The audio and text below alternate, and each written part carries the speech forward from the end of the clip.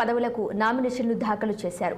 TDP అభ్యర్థిగా రాయలసీమకు చెందిన సి రామచంద్రయ్య నామినేషన్ పత్రాలను శాసనసభ సెక్రటరీకి అందించారు. తన సీనియారిటీ చూసి చంద్రబాబు తనకు మూడోసారి ఎమ్మెల్సీగా అవకాశం ఇవ్వడంతో నామినేషన్ దాఖలు చేసినట్లు రామచంద్రయ్య తెలిపారు. ఎమ్మెల్సీగా తనకు అవకాశం కల్పించినందుకు మండలిలో ప్రజా సమస్యల పరిష్కారం, శ్రేయస్సు కోసం తన వంతు ప్రయత్నం చేస్తానన్నారు. గత ప్రభుత్వ హయాంలో అభివృద్ధి కొంత కుంటుపడిందని, దాన్ని తగిన రీతిలో దిద్దుబాటు చేయాల్సిన అవసరం ఉందన్నారు సి రామచంద్రయ్య.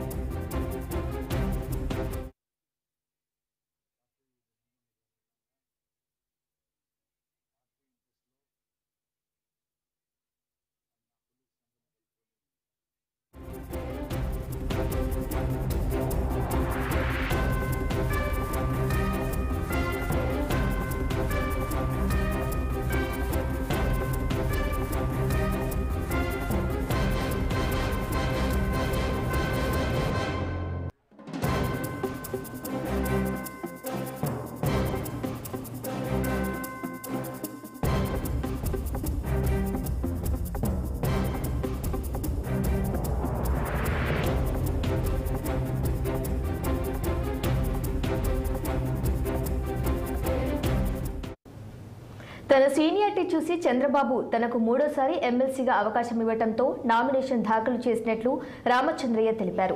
ఎమ్మెల్సీగా తనకు అవకాశం కల్పించినందుకు మండలిలో ప్రజా సమస్యల పరిష్కారం, శ్రేయస్సు కోసం తన వంతు ప్రయత్నం చేస్తానన్నారు. గత ప్రభుత్వ హయాంలో అభివృద్ధి కొంత కుంటుపడిందని, దాన్ని తగిన రీతిలో దిద్దుబాటు చేయాల్సిన అవసరం ఉందన్నారు సి రామచంద్రయ్య.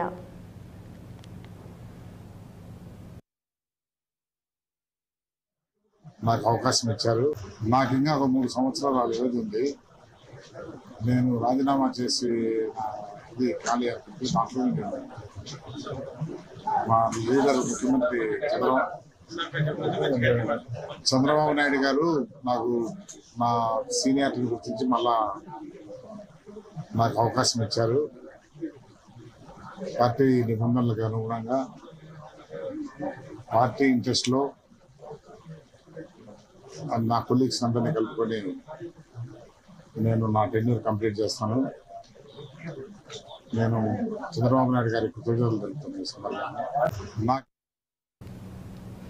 అలాగే జనసేన అభ్యర్థిగా ఎమ్మెల్సీగా పిడుగు హరిప్రసాద్ అసెంబ్లీలో తన నామినేషన్ దాఖలు చేశారు. ఆయన వెంట మంత్రి నాదెండ్ల మనోహర్, మండలి బుద్ధ ప్రసాద్లతో పాటు జనసేన ఎమ్మెల్యేలు ఉన్నారు. తనను నమ్మి ఎమ్మెల్సీగా అవకాశం ఇవ్వటంపై డిప్యూటీ సీఎం పవన్ కళ్యాణ్ కు ఆయన కృతజ్ఞతలు తెలిపారు. తన అభ్యర్థిత్వాన్ని పవన్ కళ్యాణ్ పంపితే దాన్ని ముఖ్యమంత్రి చంద్రబాబుకు సమర్థించడం సంతోషమని, వారికి రుణపడి ఉంటానని హరిప్రసాద్ అన్నారు. అలాగే చట్టసభల గౌరవాన్ని కాపాడుతానని, మండలిలో తన గొంతు వినిపిస్తానన్నారు. శాసన మండలిలో సమర్థవంతమైన డిస్కషన్ జరిగిందని భావిస్తున్నారని పేర్కొన్నారు పిడుగు హరిప్రసాద్. పార్టీలో వెన్నుదన్నుగా నిలిచిన మా నాయకులందరికీ, కార్యకర్తలందరికీ, ప్రేమాభిమానాలు చూపిస్తున్న ప్రతి ఒక్కరికి హృదయపూర్వక కృతజ్ఞతలు. ఈ ఎమ్మెల్సీ బాధ్యత నా మీద మరింత బరువు బాధ్యతలను పెంచింది. మీ అందరికీ తెలుసు, నేను మీడియా రంగం నుంచి ఇక్కడి వరకు వచ్చాను. ఆంధ్రప్రదేశ్లో కానీ ఇతర ప్రాంతాల్లో కానీ ఎటువంటి సమస్యలు ఉన్నాయి, ప్రజలు ఎటువంటి ప్రాబ్లమ్స్ ఎదుర్కొంటున్నారనేది నాకు ఎంతో కొంత అవగాహన ఉంది. పాత్రికేయుడిగా పరోక్షంగా ఆ సమస్యల పరిష్కారం చేయడానికి ఎన్నాళ్ళు కృషి చేశాను. ఇప్పుడు ప్రత్యక్షంగా సేవ చేయడానికి ఇది ఒక అవకాశంగా భావిస్తున్నాను.